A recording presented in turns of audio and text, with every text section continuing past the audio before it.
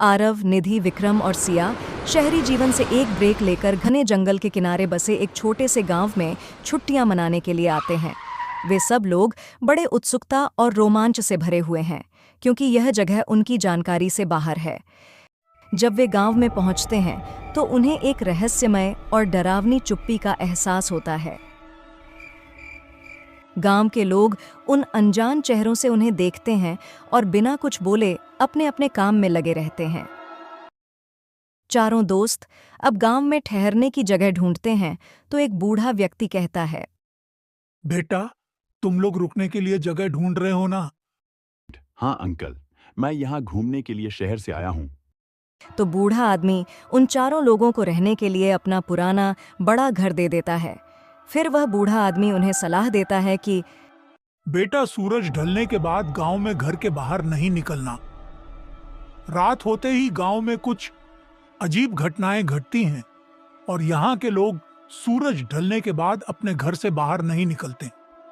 फिर चारों लोगों ने बूढ़े आदमी की बातों को इग्नोर करके वहां से चल दिए। फिर पहली रात को आरव और विक्रम ने रात में गांव का जायजा लेने निकलते हैं। जैसे ही वे गांव के किनारे पहुंचते हैं, उन्हें एक तालाब दिखाई देता है। अचानक तालाब के पानी में हलचल होने लगती है और उन्हें किसी की आवाज सुनाई देती है। अब आरव को बहुत ज्यादा डर सा लगने लगा था और विक्रम को अभी भी डर नहीं लग रहा था। कुछ देर बाद विक्रम देखता है कि पानी की सतह पर एक धुंधली आकृति उभर रही है। अब आरव और विक्रम डर से कांपते हुए वहां से भागने लगते हैं। दोनों इतना ज्यादा डर गए थे कि उन्हें लग रहा था कि पानी की आकृति जैसे उनका पीछा करते हुए उनके साथ चल रही है। फिर दोनों लोग भागते भागते अपने कमरे में वापस लौट आते हैं। अगले दिन विक्रम को घर के अंदर एक पुरानी डायरी मिलती है। विक्रम बोलता है, आरव, यहाँ आओ।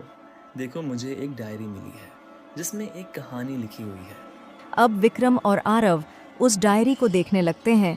डायरी से एक राज पता चलता है कि यह गांव एक श्राप के साए में बसा हुआ है। वर्षों पहले गांव में एक भयानक हादसा हुआ था। एक निर्दोष स्त्री को गांव के कुछ लोगों ने तालाब में डुबोकर मार डाला था, क्योंकि उन लोगों को लग रहा था कि वह स्त्री डायन थी। उस स्त्री की आत्मा ने श्राप दिया था कि इस गांव के लोग हमेशा उसके गुलाम बनकर रहेंगे। अब रात के समय घर में अजीब अजीब आवाज़ें आने लगती हैं। दरवाजे अपने आप खुलते हैं, फिर बंद होते हैं।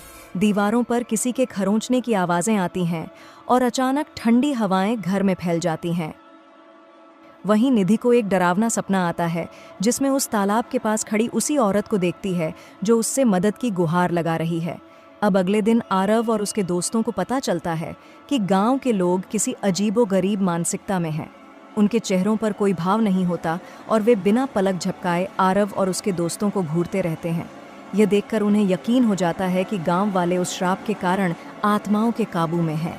फिर निधि ने आरव और विक्रम से कहती हैं, विक्रम, अगर हमें जीवित रहना है तो हमें यहाँ से निकलकर भागना होगा, वरना हम लोगों के साथ पता नहीं क्या हो जाएगा। फिर निधि की बात सुनकर चारों दोस्त जंगल के रास्ते से गांव के बाहर निकलने की कोशिश करते हैं, लेकिन रात में वे चारों लोग फिर से उसी तालाब के पास पहुंच जाते हैं। अब गांव वालों ने उन्हें चारों तरफ से घेर लेते हैं और उनकी आंखों में एक अजीब सी चमक होती है। गांव का मुखिया एक मंत्र बुदबुदाने लगता है और तालाब में वही हलचल बढ़ जाती है। अचानक पानी के अंदर से वही भूतिया आकृति निकलती है और एक एक कर सभी की ओर बढ़ती है। उसके बाद आरव अपनी जान बचाने के लिए उस डायरी को जलाने की कोशिश करता है, लेकिन तालाब की आत्मा कहती है, अब कोई नहीं बच सकता। तुम सब मेरे हाथों से मरोगे। तुम सब मेरे श्राप का हिस्सा बन चुके हो। अब कोई नहीं बच पाएगा मेरे हाथों से।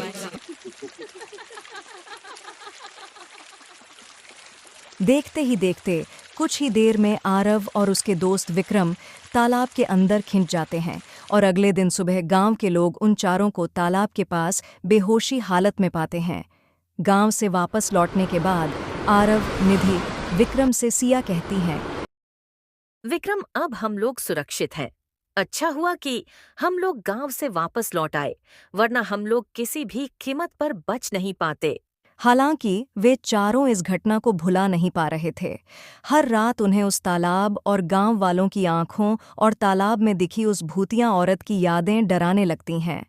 वे जितना इस बात को भूलने की कोशिश करते हैं, वह डर उनके दिल के गहराई तक समा चुका था।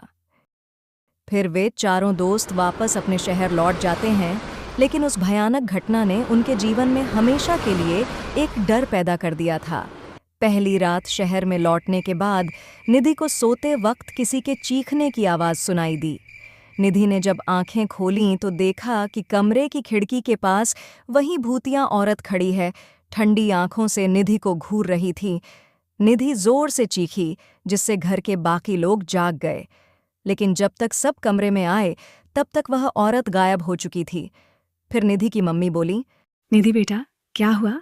तुम्हारे कमरे से जोर जोर से चीखने की आवाज क्यों आ रही थी? फिर निधि ने अपने परिवार से सारी बात बताई, लेकिन परिवार ने इसे उसका वहम बताया। लेकिन निधि जानती थी कि यह एक सच्चाई थी। अगली रात विक्रम के साथ भी कुछ ऐसा ही हुआ। वह अपने कमरे में था जब अचानक दरवाज़ा अपने आप खुल गया। विक्रम ने देखा कि उसी तालाब का पानी कमरे में घुसने लगा। पानी में वही औरत की परछाई दिखाई दे रही थी। वह डर के मारे अपने बिस्तर से नीचे गिर गया और जोर जोर से चीखने लगा। उसके घर वाले भागे हुए उसके पास आए, लेकिन उनके कमरे में कोई पानी नहीं था। विक्रम की चीखें सुनकर सब हैरान थे, लेकिन कोई उसकी बात पर यकीन नहीं कर रहा था। आरव और सिया समझ गए थे कि गांव के श्राप ने उनका पीछा नहीं छोड़ा है। उन्होंने तय किया कि वे इस श्राप को समाप्त करने का तरीका ढूंढेंगे। चारों ने उस डायरी में लिखी कहानी को फिर से पढ़ने का निश्चय किया, ताकि वे उस आत्मा को शांति दे सकें और इस डर से हमेशा के लिए छुटकारा पा सकें।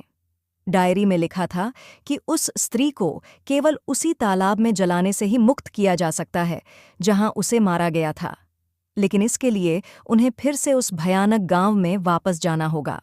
बड़े संकल्प के साथ वे चारों दोबारा उसी गांव में पहुंचते हैं।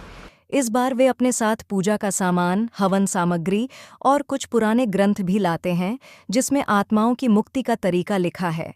गांव में पहुंचते ही उन्हें पहले से भी ज्यादा अजीबोगरीब माहौल महसूस होता है।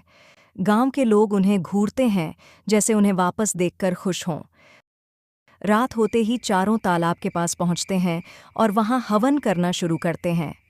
जैसे ही उन्होंने हवन शुरू किया, तालाब का पानी तेजी से घूमने लगा और उसी भूतिया औरत की आत्मा पानी से निकलकर उनके सामने आ गई।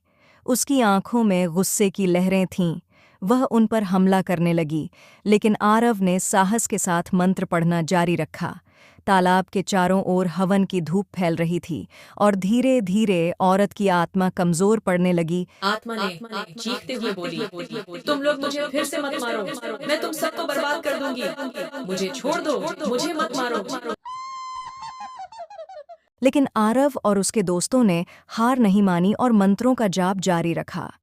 अंत में एक जोरदार धमाके के साथ तालाब का पानी शांत हो गया और वह आत्मा गायब हो गई। उस औरत की आत्मा को मुक्ति मिल गई थी और गांव की भूमि उस श्राप से मुक्त हो चुकी थी। जब वे चारों सुबह होने पर गांव से लौटे तो वहां का माहौल पूरी तरह बदल चुका था। गांव के लोग बहुत ज्यादा खुश और सामान्य दिख रहे थे, जैसे उन पर से कोई भारी बोझ उतर गया हो। चारों दोस्त अब भी उस रात के अनुभव को नहीं भुला सके, लेकिन एक संतोष था कि उन्होंने उस औरत को शांति दे दी और गांव को भी भयानक श्राप से मुक्त कर दिया। अब वे इस भयानक अनुभव के बावजूद एक राहत की सांस ले सकते थे और शायद उनके दिलों में वह डर अब पूरी तरह खत्म हो चुका था।